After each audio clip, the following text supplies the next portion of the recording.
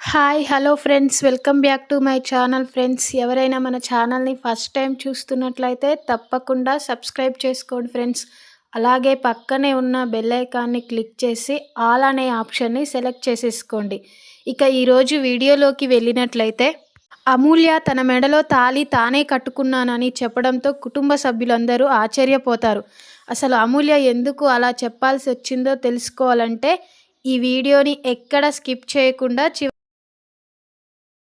ఇంకా స్టోరీలోకి వెళ్ళినట్లయితే, ధీరజ్ విశ్వ వేరే అమ్మాయితో తిరగడం చూసి విశ్వని నిలదీసి అడుగుతాడు.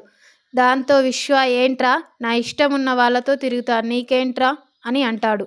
అప్పుడు విశ్వ, నీకు ఇలా కాదురా, మీ అమ్మా నాన్నల ముందుకు తీసుకెళ్ళి అడుగుతాను అని అంటాడు ధీరజ్.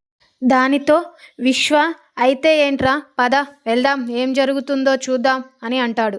విశ్వ ధీరజ్ కోపంతో విశ్వని ఈడ్చుకొని తీసుకొని వెళ్తాడు. సేనాపతి, భద్రావతి అంటూ పిలవగానే ఇంట్లో నుంచి అందరూ బయటికి వస్తారు. ఏంట్రా, నా మేనల్లుణ్ణి ఎందుకు అలా ఈడ్చుకొని వస్తున్నావు అని భద్రావతి అంటుంది. భద్రావతి, నీ మేనల్లుడు వేరే అమ్మాయితో క్లోజ్గా మాట్లాడుతున్నాడు, తను ఆ అమ్మాయినంట లవ్ చేస్తున్నాడంట. ఏంట్రా ధీరజ్ చెప్పేది అని అంటుంది భద్రావతి.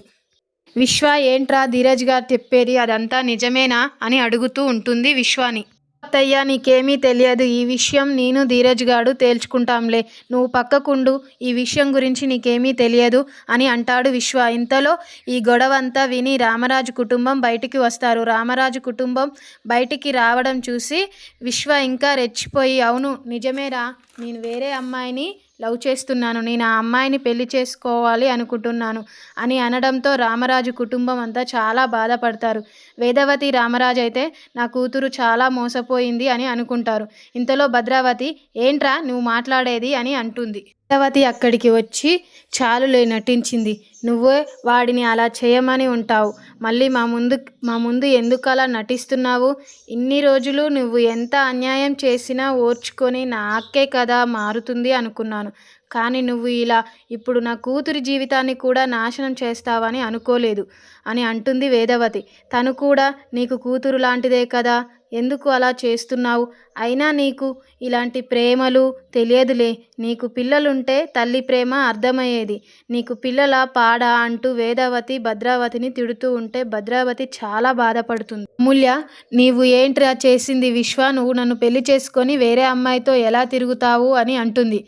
అంతలో విశ్వ అంటాడుగా, మళ్ళీ అదే అబద్ధం చెప్పకు, నేను నీ మెడలో తాళి కట్టలేను అని అనడంతో అమూల్య, ఈ విశ్వగడితో మా అన్నయ్యలు మా నాన్నగారు గొడవ పడడం నాకు చాలా బాధగా అనిపిస్తుంది, ఈ గొడవలు నేను చూడలేకపోతున్నాను, ఈ గొడవలకి ఏదో ఒక పరిష్కారం చూడాలి అని అనుకుంటుంది అమూల్య తన మనసులో తానే. వెంటనే, అవునరా, నా మెడలో నేనే తాళి కట్టుకున్నాను అని అనడంతో అందరూ షాక్ అవుతారు. అదేంటమ్మా అలా అంటున్నావు అని వేదవతి అనడంతో, అమ్మా నేను చెప్పేది నిజమే, నేను ఆ విశ్వగాన్ని ప్రేమించింది నిజమే, కానీ నేను వాడి కుటుంబం వాళ్ళ కుటుంబానికి మన వాళ్ళు నచ్చరు అని నేను ఆ విశ్వగాన్ని మర్చిపోవడానికి ప్రయత్నిస్తుంటే మీరు చూపించే ప్రేమానురాగాలు నన్ను విశ్వగాన్ని మర్చిపోయేలా చేశాయి. కానీ విశ్వగాడు నన్ను మోసం చేసి కిడ్నాప్ చేయించాడు. ఒకరోజు రాత్రంతా వాడు నన్ను అక్కడే ఉంచాడు. దాంతో మళ్ళీ ఇంటికి వస్తే మా నాన్నగారి పరువు పోతుందని నా చేత్తో నేనే నా మెడలో తాళి కట్టుకున్నాను అని చెప్పడంతో ప్రేమ షాక్ అవుతుంది. ప్రేమ తన కనులతో అమూల్యకు సారీ చెబుతుంది. నేను చేసిన తప్పుని నువ్వు ఇలా కప్పించుతున్నావా అని తన మనసులో తాను అనుకుంటుంది. అంతలో అమూల్య, నీవేమీ నాకు అన్యాయం చేయలేదు వదిన, నువ్వు నన్ను కాపాడడం కోసం ఇలా చేశావని నాకు తెలుసు అని అనుకుంటుంది అమూల్య తన మనసులో తాను. విశ్వగాడు, నేను మొదటి నుంచి చెబుతూనే ఉన్నాను అమూల్య మెడలో నేను తాళి కట్టలేదు అని, నన్ను ఎవరైనా నమ్మారా? ఇప్పుడు చూశారా, అమూల్య తన నోటితో తానే నా మెడలో విశ్వగాడు తాళి కట్టలేడు అని చెప్పింది. తన నోటితో ఇలా చెప్పించాలనే ఇలా ప్రేమ నాటకం ఆడాను, ఆ అమ్మాయి నా ఫ్రెండ్, ఇలా ప్రేమ నాటకం ఆడితేనైనా అమూల్య తన మెడలో నేను తాళి కట్టలేను అని చెబుతుందని ఇలా నాటకం ఆడాను అని చెబుతాడు విశ్వగాడు.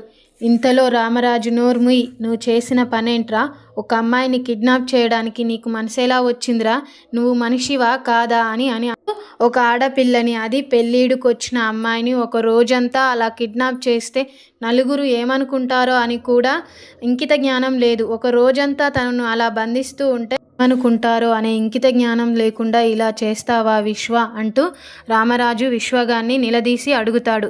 ఇలా అమూల్య చెప్పిన మాటలకు, విశ్వ చెప్పిన మాటలకు రెండు కుటుంబాలు బాధపడుతూ ఆలోచనలో మునిగిపోతారు.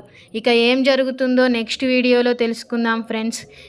ఇలాంటి ఆసక్తికరమైన వీడియోస్ కోసం మన ఛానల్ని తప్పకుండా సబ్స్క్రైబ్ చేసుకోండి ఫ్రెండ్స్. ఇలాంటి మంచి మంచి వీడియోలు మరెన్నో చేద్దాం. Thank you for watching friends.